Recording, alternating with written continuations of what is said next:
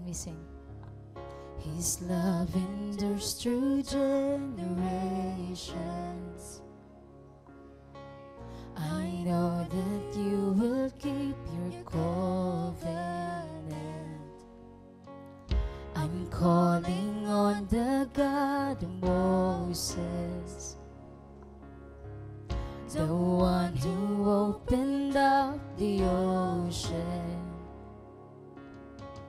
I need you now to do the same thing for me.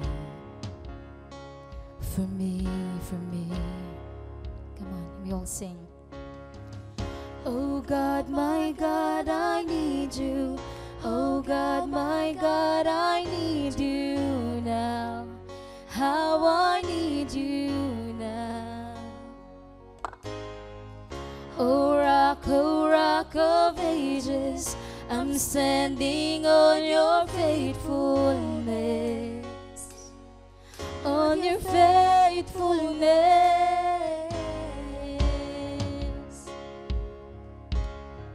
Yes, Lord, you're faithful. I'm calling on the God of Mary, yes, whose favor rests upon the lowly. I know with you all things are possible. Yes, Lord, declare. I'm calling on the God of David, who made the shepherd boy courageous. I may not face Goliath, but I've got my own giants. Oh God, my God, I need you. Oh God, my God, I need you now. How I need you. Come on, let's cry out. Oh rock of ages, I'm standing on your faithfulness. On your faithfulness. Oh God, my God. Come on, let's sing it louder. Oh God, my God, come on, declaring this over our lives, our family, that we only need God. Oh rock of ages, I'm standing on your faithfulness.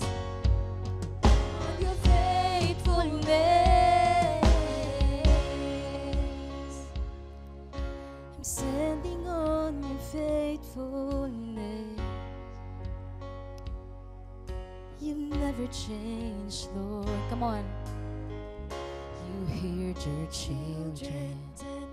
You hear your children now. You are the same. Come on. Let's claim it. Full of faith. Come on. Prayers back then, and you will answer now. You are the same. You are the same. You are the same. Come on. You were providing then. You are providing now. You are the same God.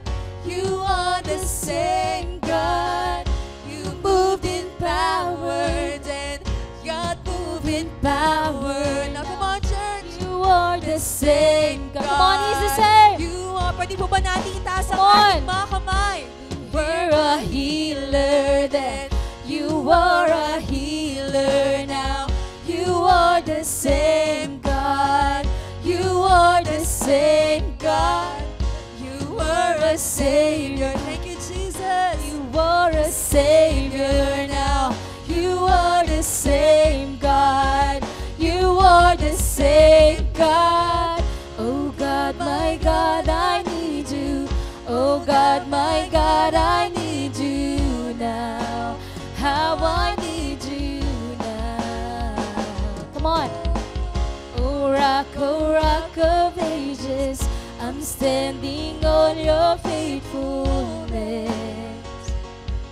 On your faithfulness. Come on, you'll say, oh God, my God, I need you. Oh God, my God, I need you. We need you, Lord. How I need you now.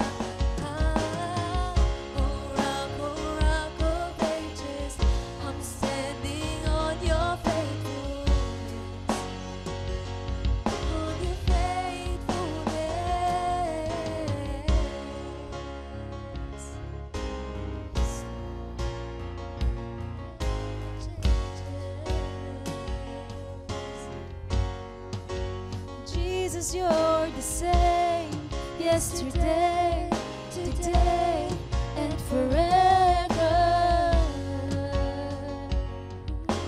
Oh, you're the same, God. Come on. Pwede ba natin itaas ang ating mga kamay? Right now, if there's that something in your heart na gusto mong ilapit sa Panginoon, and you have that doubt na baka walang mangyari, and you're thinking to use your own strength para labanan ang anumang pagsubok. But you know what? Sa buhay natin, napatunayan natin na kapag laging tayo ang kumikilos, walang nangyayari. Laging failure. But you know what? With God, all things are possible. Walang doubt sa ating mga puso.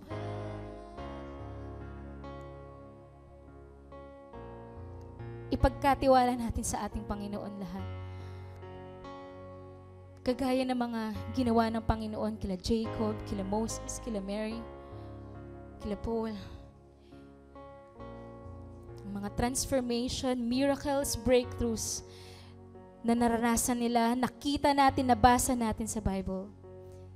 That could also happen to us if we will just believe in the powerful name of Jesus. Come on. We continue to sing. You freed the captives. You're freeing hearts right now. You are the same God. You are the same God. You touch the lepers. There is healing. Come on. I feel your touch right now. There is healing. You are the same God. Yes, Lord. You are the same God. Yes, Lord. Come on, continue to worship the Lord.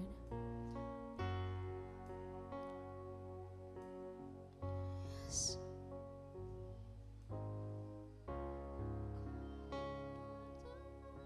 Come on, pwede ba nating itaas ang ating mga kamay?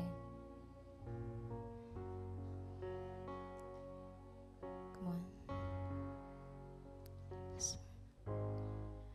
I'm calling on the Holy Spirit. Come on. Move in this place. Come and fill me again. Come on, say it. Come and feel me. Come and fill me again. Come on. Come and feel me. Come and fill me again. Yes, Lord Jesus. Oh, thank you.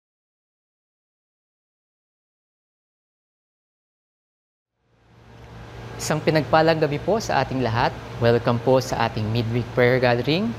Ako po si Pert, one of the life group leader under po sa leadership ni Pastor Albert. Nagpapasalamat po ako sa opportunity na binigay sa akin ng ating pastor upang makapagbahagi ng mabuting balita sa inyo sa gabing ito. Bago po ako magsimula, dahil nga po tayo ay nasa series po ng pasasalamat sa buong buwan ng November, no? So, pwede po ba tayong mag-share ng ating thought? Share your thought or tales of thanksgiving. Mag-share po tayo ng ating mga pagpapasalamat sa araw na ito o yung mga nakaraan. What's your thought for today? Ano po ba yung gusto nyong ipagpasalamat sa araw na ito? Pwede nyo po siyang i-share, pwede nyo po siyang i-type sa ating comment section. Pwede nyo pong i-mention yung mga taong nakatulong sa inyo or nag-bless sa inyo, no? Kung gusto nyo po silang pasalamatan. I will give you a few seconds para pasalamatan po sila or mag-type po ng pasasalamat natin.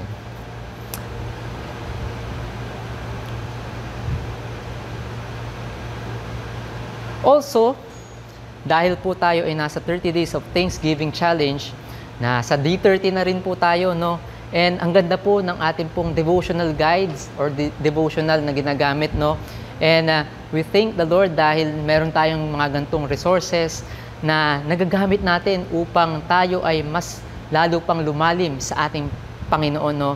And yung today na lesson is all about joyful in the darkest night, no? Parang pag sa panahon ba ng pagsubok, ano ba yung mga katugunan natin, ano ba yung ginagawa natin, no?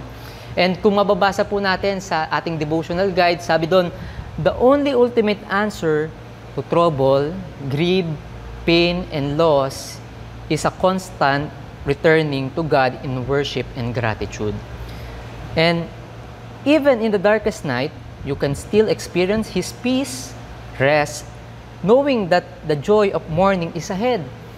Resolve not to be let your joy level be determined by the presence or absence of the storm, but the presence of God. Choose to be joyful in Him today. So piliin daw po nating magpasalamat sa kabila ng mga darkest night or darkest moment po na pwede nating kaharapin sa araw na ito o sa mga susunod na araw, no? And in line po sa devotion natin ngayon, yun din po yung magiging topic natin, no?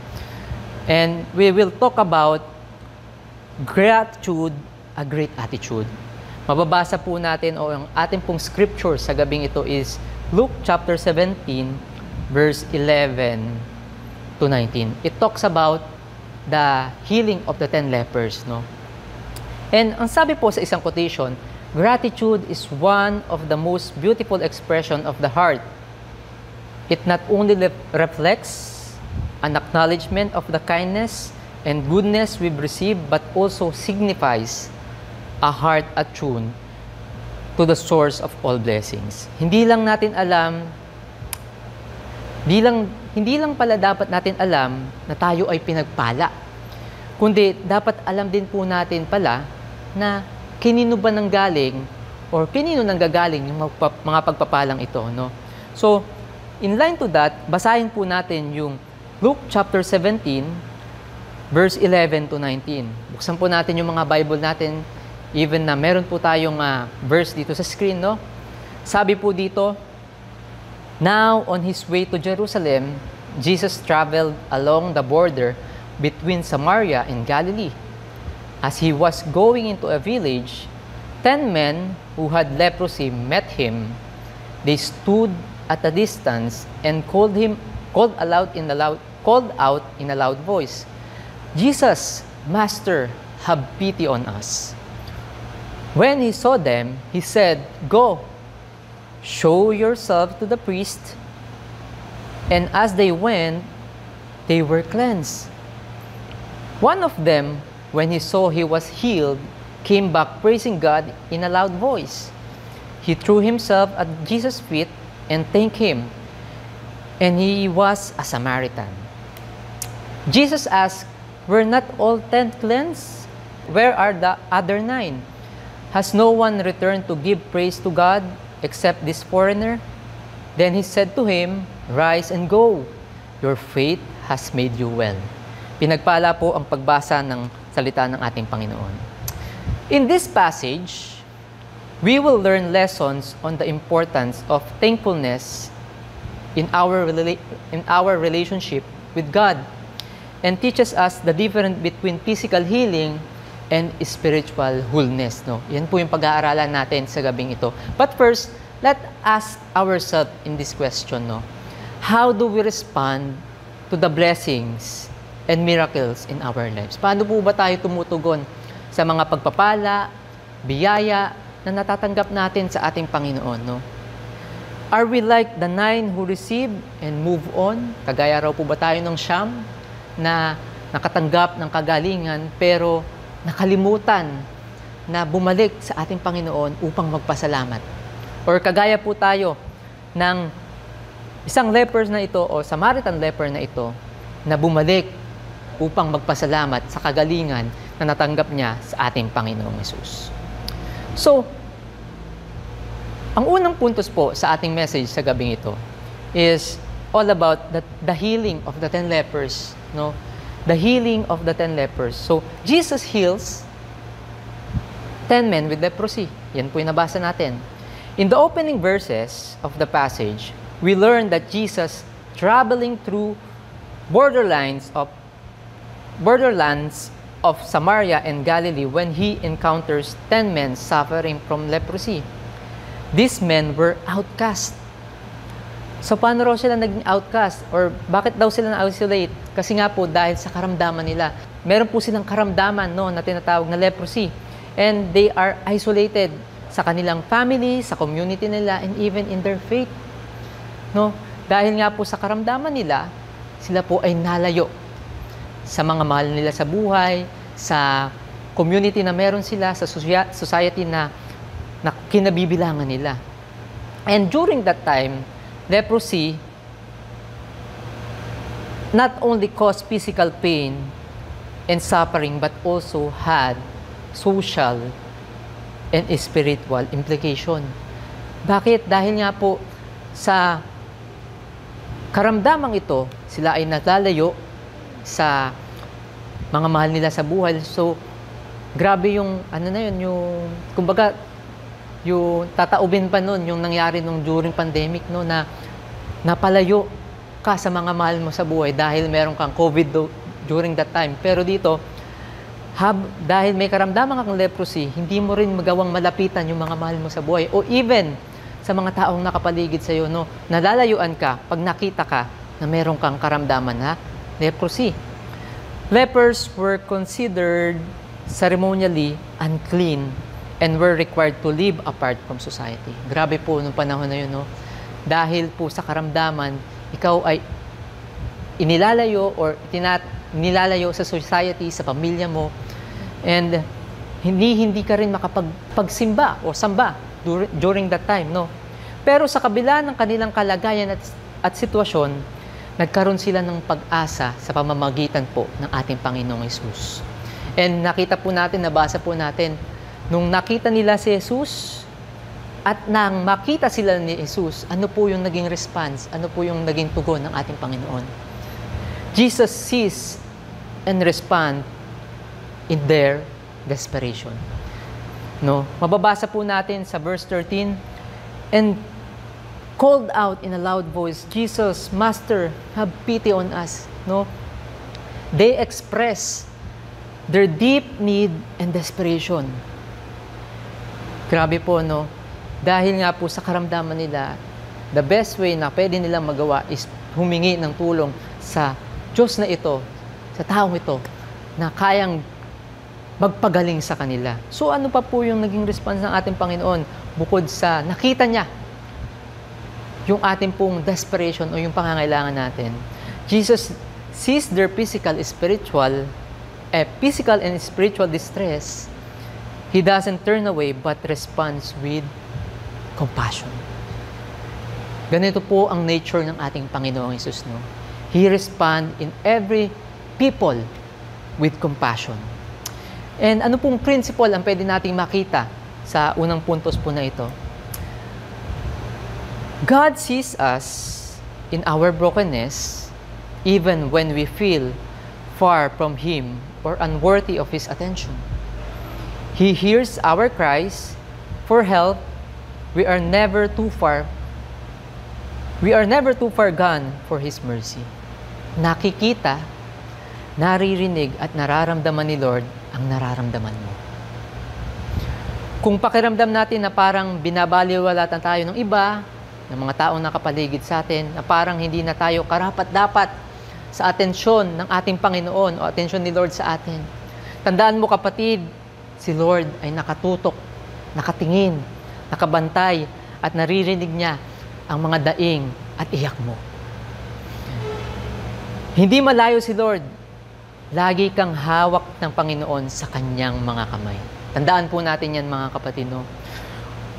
Kung pakiramdam mo o pakiramdam natin na parang napapalayo ka na sa ating Panginoon, gawin mo o gawin po natin yung katulad po ng ginawa ng 10 lepers na ito. Sila po ay lumapit at tumawag sa ating Panginoon.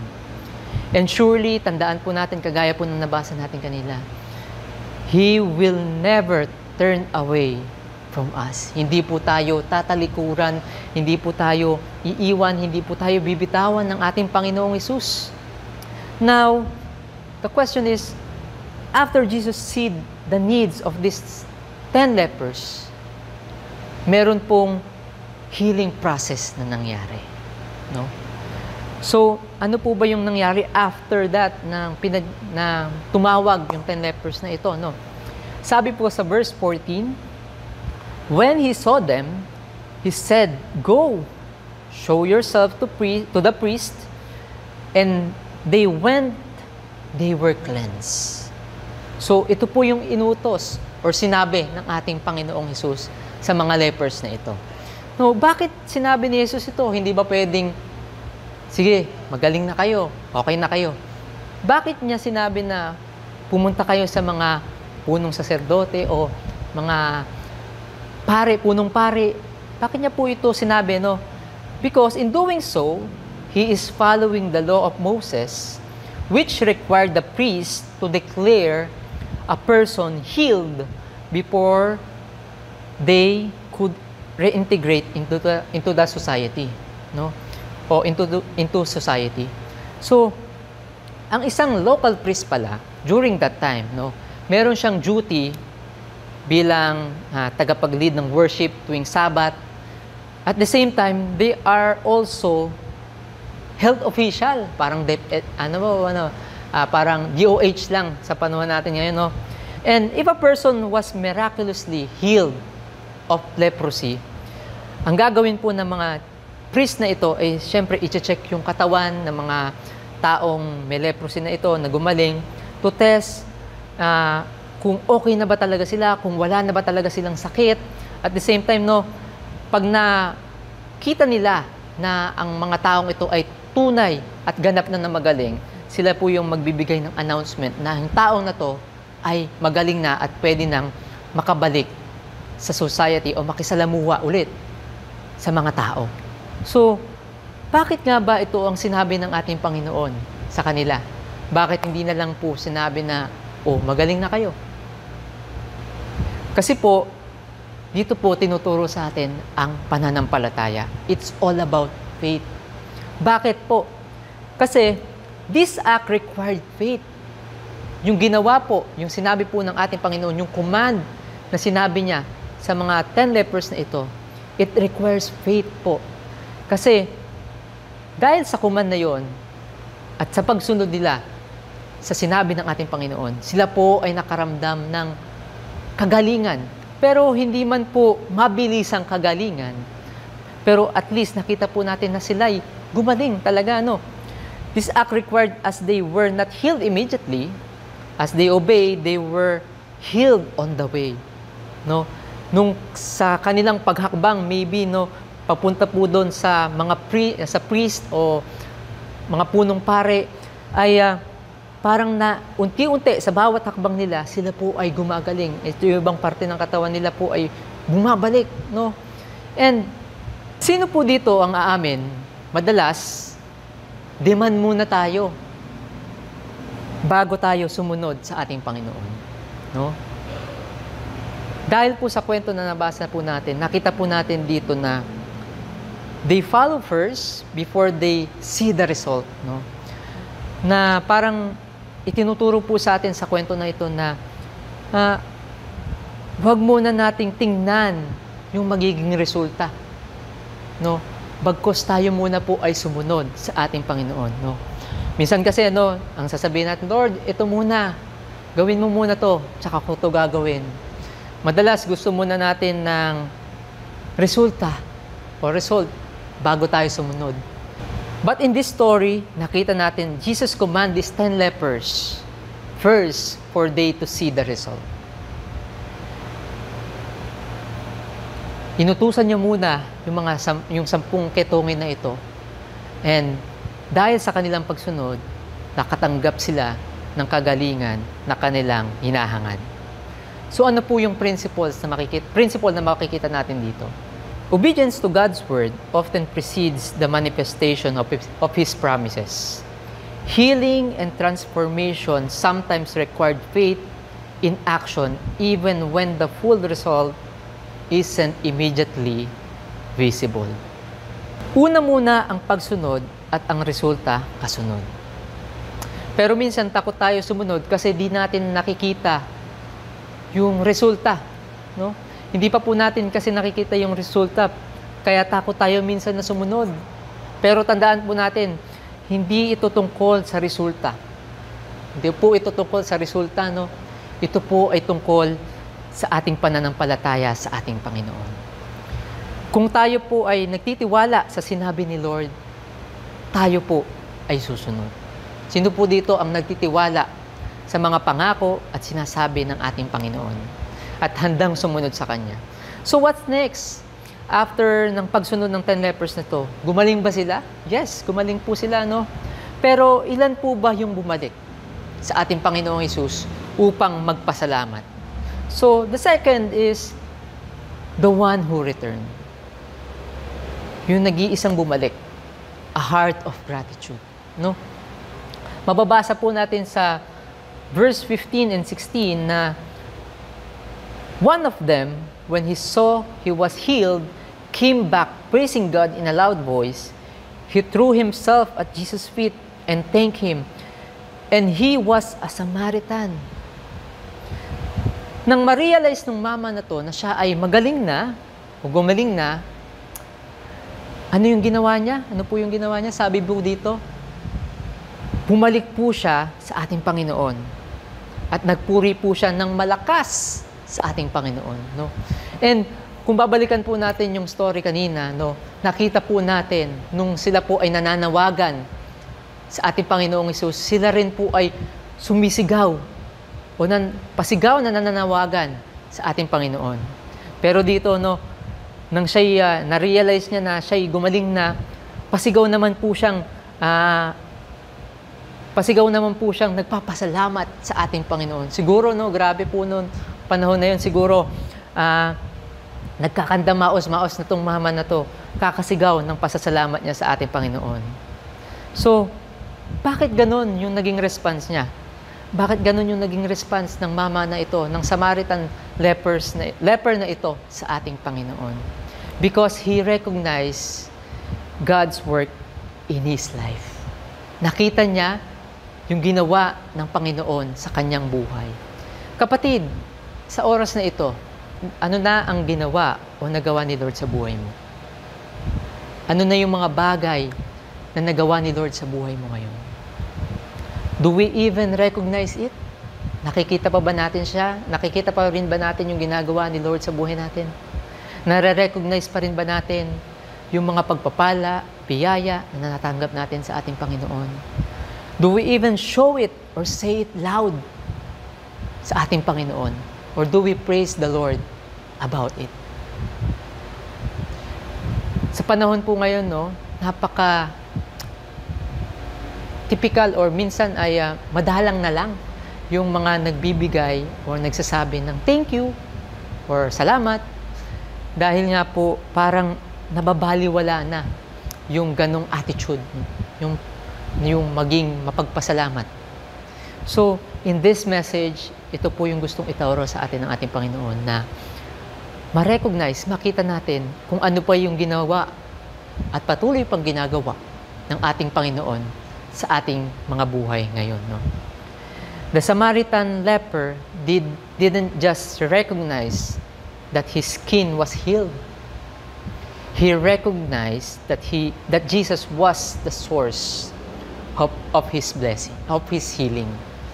Na-recognize ng Samaritan leper na ito na hindi lang siya gumaling yung balat niya, kundi na-recognize din niya na ang true source ng healing niya is yung ating Panginoong Jesus. His gratitude went beyond physical healing. It was an acknowledgement of the grace and the power of our Lord Jesus Christ. Principle. True gratitude begins when we not only recognize our blessing, but also recognize the source of the blessings. It's easy to thank someone for a gift, but real gratitude comes when we understand that every good thing in our life is a gift from God. How much do we recognize that God is the real source of all of our blessings? Nare-recognize po ba natin na ang pinaka-source ng lahat ng bagay na meron tayo sa buhay natin ay nanggaling po sa ating Panginoon? Nakikita ba natin na ang lahat ng bagay na meron tayo ay regalo na nagmula sa ating Panginoon? Tayo ba ay nagpapasalamat ng buo sa ating Panginoon sa Kanyang kabutihan sa ating buhay? Gratitude will become a great attitude when we realize and recognize that all that we have is not ours, but it is from God. Kung gusto po natin na magkaroon ng dakilang katangian ng pasasalamat, kailangan po muna nating makita sa buhay natin na lahat ng bagay na meron tayo ay hindi po sa atin. Ito po ay nanggaling lamang sa ating Panginoon. Like the Samaritan leper, we need a whole heart response. Kailangan po natin ng buong puso na pag-respond sa mga biyaya na natanggap natin sa ating Panginoon. This leper's gratitude was not just verbal, but embodied. He didn't just say thank you. He fell at Jesus' feet in an act of worship. His gratitude was expressed with humility and reverence. This Samaritan leper recognized that walang sino man ang kayang makagawa ng kagalingan na yon, kundi ang ating Panginoon lamang. Do we even recognize it, mga kapatid, that hindi na wala tayo dito ngayon kung wala ang habag at biyaya ng ating Panginoon? True gratitude goes beyond words. It is an attitude of the heart that is expressed in our actions, our worship, and our lives. A grateful heart leads to a life of service, obedience, and reverence for God. Hindi lang pala dapat mayroong puso at bibig na mapagpasalamat, kundi dapat naglilid din po ito sa ating paglilingkod na may pagpapasalamat, pagsunod o paggawa na may pasasalamat. At the same time, paggalang kay Lord na may pasasalamat sa Kanya. So, the third one is ang response ng ating Panginoong Hesus. What Jesus responds, no? Dito po makikita natin yung kahalagahan ng pagiging mapagpasalamat. Ano pong sabi sa verse 17 to 19? Jesus asked, "Were not all 10 cleansed? Where are the other 9? Has no one returned to give praise to God except this foreigner?" Then he said to him, "Rise and go. Your faith has made you well." Makikita natin dito na si Lord, hindi lang pala siya nag-expect ng ating pagsunod sa Kanya, no? Or pagsunod natin sa Kanya. He also expect us na magpasalamat din sa Kanya. Sometimes we expect people to say thank you sa atin, no? And at the same time, tayo rin sa ibang tao na nakakagawa ng mabuti sa atin. It's a good manner to say thank you. Di ba po, tama naman po na maging mapagpasalamat tayo sa mga taong nakakatulong din sa atin or tumutulong sa atin. The same holds true with God. He has done so much for us and has given us countless blessings. Di ba po nararapat din naman na pasalamatan natin ang ating Panginoon sa kabutihan at sa mga biyaya na natatanggap natin sa ating mga buhay. We have countless blessings na nagmula sa ating Panginoon. So, what are the importance of returning to give thanks?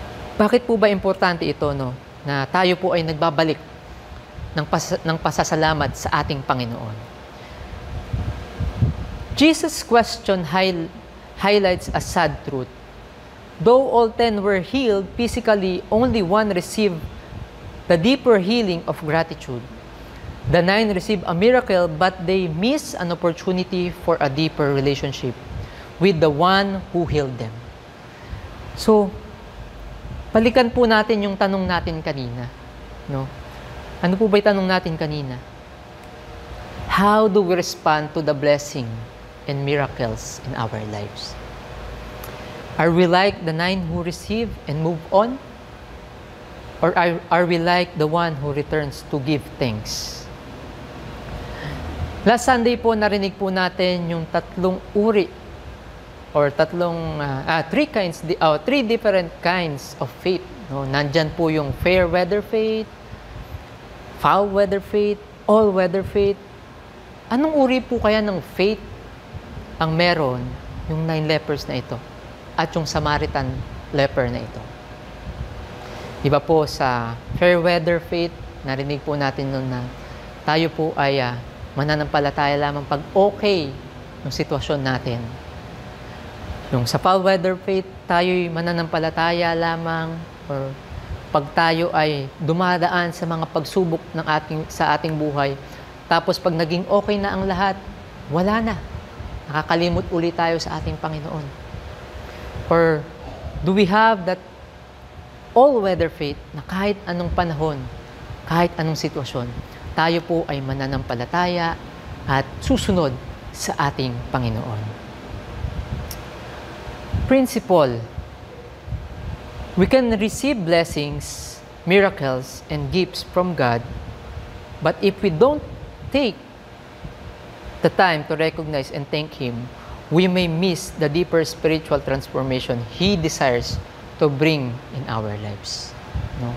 Kagaya po na nangyari sa Samaritan leper na ito, na siya po ay truly nakatanggap ng kagalingan, hindi lamang po physical, kundi spiritual healing. Pangalawa, gratitude leads to wholeness. No? Gratitude leads to wholeness. Sabi po sa verse 19, "Then he said to him, 'Rise and go.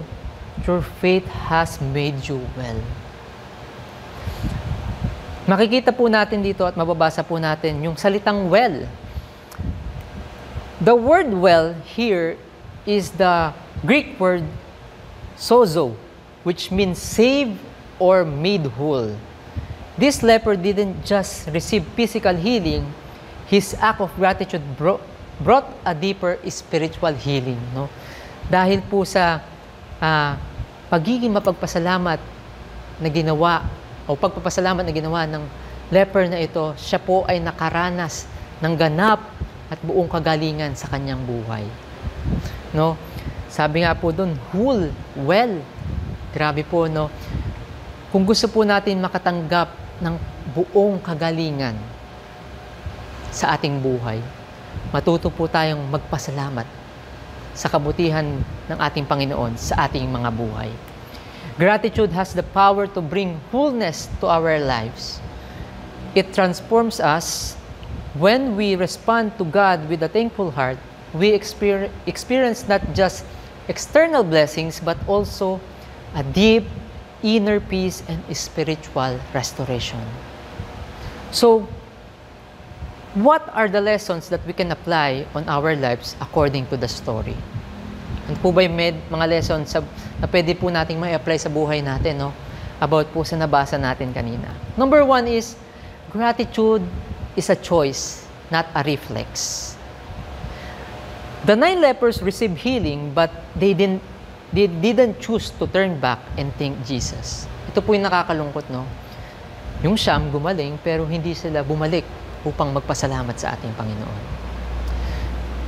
And kagaya nga po ng sinabi natin, it is a choice.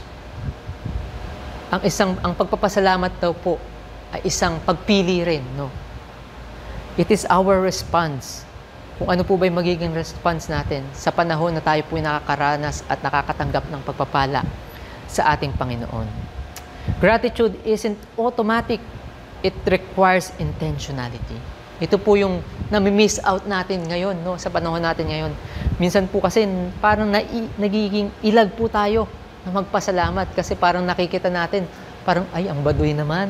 Ganon. So, minsan kasi, ang pagpapasalamat hindi po siya automatic. Na parang pag merong gumawa ng bagay na ito sa iyo, minsan nakakalimutan na rin natin magpasalamat sa iba. No? So, it requires intentionality. Dapat daw po tayo ay maging intentional sa ating pong pagpapasalamat, especially po sa ating Panginoon. In our fast-paced lives, we must choose to pause, reflect, and thank God for what He has done in our lives.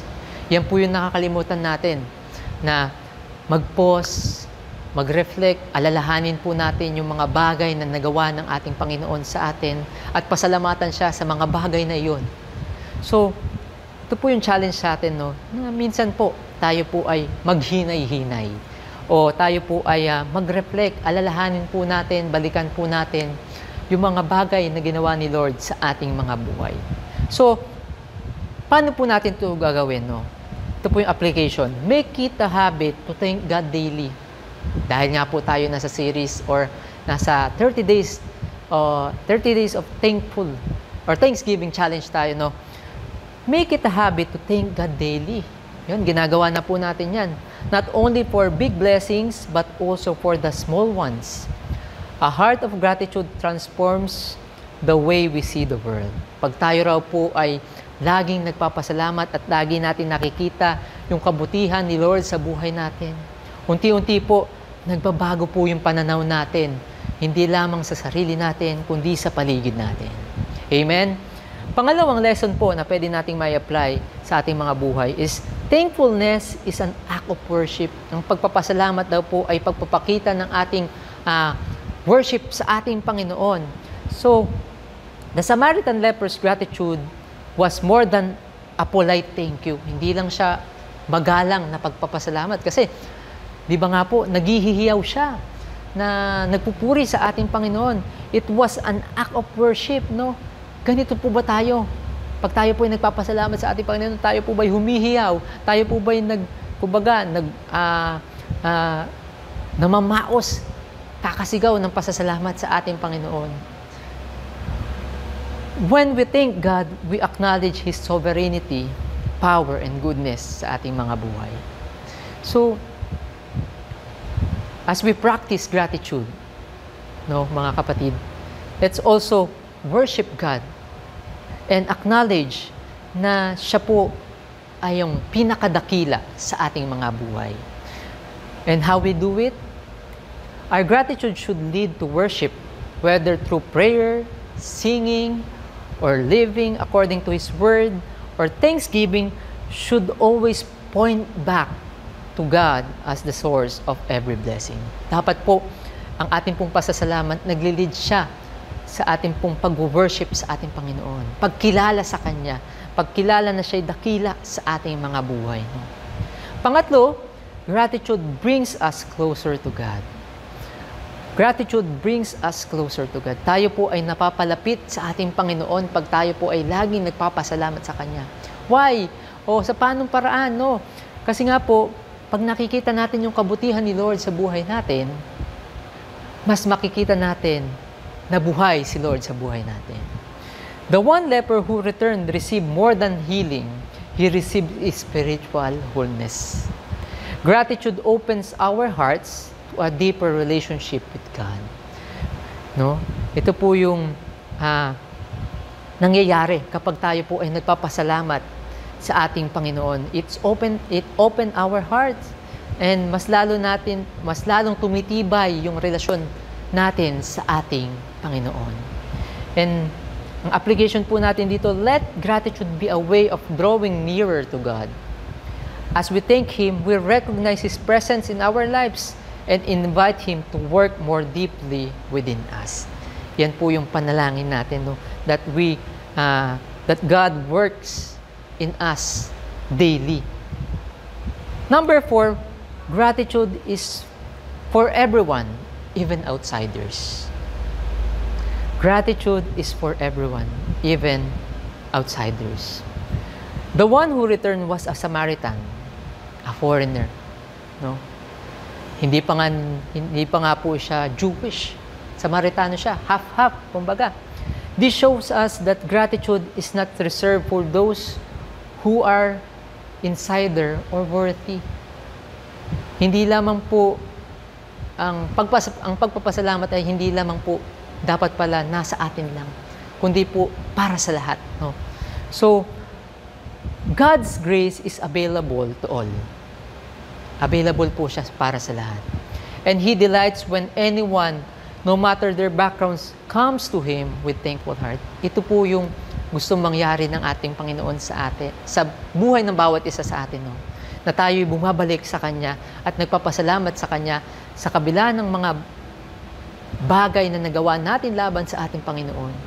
Tayo pa rin po ay merong pangangailangan. At tayo po'y babalik sa Kanya ng may pasasalamat. At iyon po yung gusto niyang makita sa buhay ng bawat tao. No? And paano po ba natin ito gagawin? If you feel unworthy or distant from God, remember that He welcomes all who come with a humble heart. A humble and thankful heart. Kapatid na nanonood ngayon, kung ikaw man po ay pakiramdam mo ikaw ay napalayo, or pakiramdam mo eh, hindi ka nakarapat-dapat sa mata ng ating Panginoon. Tandaan mo, ikaw ay laging handang tanggapin ng ating Panginoon. He is welcome. You are welcome. He is always welcoming us for His presence. No? He welcomes us, all of us who come with a humble heart and thankful heart. There is no outsider when it comes to God's grace. Wala pong outsider. Wala pong pinipili ang ating Panginoon pagdating po sa mga taong gustong bumalik sa Kanya. And in line po sa atin pong topic ngayong gabi, meron po tayong 1-minute witness na pinag-aralan, naging training po natin itong nakaraan. And in this 2 weeks time, pwede po nating i-share o ibahagi sa iba yung kabutihan ng ating Panginoon sa ating mga buhay. No? We can share our tales of thanksgiving in every person or every people around us by using 1-minute witness tool. No? Sa mga nakapag-training po, pwede po nating ibahagi yung kabutihan ni Lord sa buhay natin, no? Sa ibang mga tao. And for those people na nagtatanong, ano po ba yan, yung 1-minute witness na yan? Paano po ba gawin yan? No? Tanungin po natin yung ating pong mga life group leaders and they will happily na ituro sa inyo kung paano po ba gawin yung 1-minute witness na ito. And by sharing our thought or tales of thanksgiving in one person every day and inviting them sa ating church, na ibabahagi natin kung gaano nga ba kabuti si Lord sa ating buhay. No? And ipagmalaki talaga natin si Lord sa buhay natin. No? Kasi nga po, wala tayo siguro dito ngayon kung wala ang kabutihan ni Lord sa ating mga buhay. So, in this story of the 10 lepers, we see the stark contrast between receiving a gift and recognizing the gift giver. 9 lepers experienced healing, but only 1 experienced true transformation. Both physically and spiritually, because he returned to thank Jesus. No? Nakita po natin sa kwento na to that gratitude brings great attitude sa ating mga buhay. And as a follower of Christ, we are called to live lives marked by gratitude. When we recognize all that God has done for us, most importantly, the gift of salvation through Jesus Christ, we should respond with heartfelt thanksgiving. This gratitude transforms us and deepens our relationship with God, makes us whole, and enables us to live lives that honors Him. Ito po yung panawagan sa atin. Tayo pong mga mananampalataya, tayo pong mga follower po ng ating Panginoon, that we always recognize ano po ba yung ginawa ng ating Panginoon sa atin sa krus. And let us not be like the 9 who received but did not return. Wag po tayong maging kagaya ng siyam na nakalimot na magpasalamat sa ating Panginoon. Let us be like the one who in humility and worship returned to give thanks to the one who healed him. And may our lives be continual expression of gratitude to the God who has given us everything. Sa pagtatapos po ng mensahe natin ngayong gabi, no? And for those people na parang pakiramdam po nila na sila ay kagaya po ng mga lepers na ito, na tinalikuran, pinabayaan, o patuloy na nasasaktan, Jesus sees and knows your needs. Even if you're silently battling it, hindi man kagaya ng mga lepers na sila'y pasigaw, na humihingi ng tulong sa ating Panginoon. Tandaan mo kapatid, naririnig ka ng ating Panginoon. At kagaya ng mga lepers na ito, the only thing you need to do is to plea. Manawagan ka. Tumawag ka sa ating Panginoong Hesus. Dahil siya lamang po yung makakapagbigay sa atin ng spiritual and physical healing. Kagaya po na nangyari sa lepers, Samaritan lepers. And for those people po na nakakaranas ng ganito, pwede nyo po ba akong samahan sa isang panalangin? Let us pray. Panginoon, sa gabing ito, kagaya po ng 10 lepers na ito, meron po akong pangangailangan na kagalingan, hindi lamang spiritual at physical, Lord God, maging emotional, Lord God, mental, Lord God, social, financial, Lord God. Lord, kami po ay nananawagan sa iyo, Lord God, ng kagalingan. Kami po ay nananawagan sa iyo, Lord God, na kami po ay tugunin nyo sa amin pong pangangailangan, Panginoon, sa iyo. Lord, tanging ikaw lamang po ang makakapagbigay ng kagalingang ito sa aming mga buhay. Lord, Jesus, kinikilala kita bilang aking Diyos at tagapagligtas ng buhay ko. Nagpapasalamat ako, Panginoon, dahil sa kabutihan mo sa aking buhay na patuloy mong ipinaparanas sa akin. Nagpapasalamat ako, Panginoon, papasalamat kami, Panginoon, dahil ipinakita niyo po sa amin na kayo ay hindi tumatalikod. Kami po ay laging handa niyong tanggapin at kami po ay lagi niyo pong handang yakapin, Panginoon. Kaya naman sa gabing ito, Panginoon, kinikilala ka namin, Lord God, sa aming mga buhay, sa aming mga puso. Lord, manahan ka sa aming mga buhay, Lord God, ngayon at magpakailanman. Amen at amen. Maraming salamat po sa pag-join sa atin sa gabing ito. May God bless you all po. Join po tayo sa atin pong prayer time mamaya after po ng live na ito. At the same time po, magkita-kita po tayo sa ating pong preparation this coming Saturday and sa ating pong Sunday celebration 9 a.m. and 3 p.m. God bless po sa ating lahat.